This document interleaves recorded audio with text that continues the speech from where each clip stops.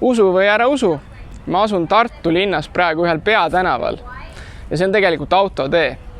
Aga ma kinnitan sulle, et lähima kuu aja jooksul sa sisuliselt siit alalt autosid ei leia.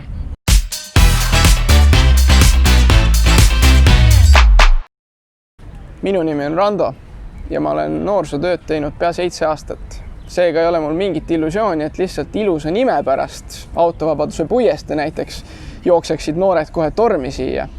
Tahan sulle tutvustada veidi seda ala ja näidata, miks siia tasub hängima tulla, nii et läksime.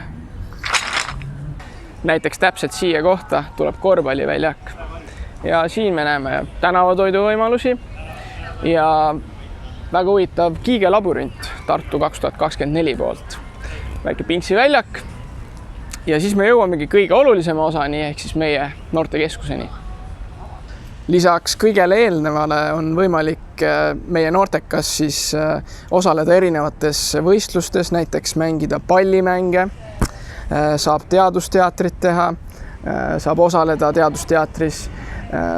Meil on Wildest näiteks, meil on erinevad lauamängud, kõik põhimõtteliselt, mis sa oled ka tavalises noortekeskuses teha saanud, saad sa teha nüüd Autovabaduse puiesteel.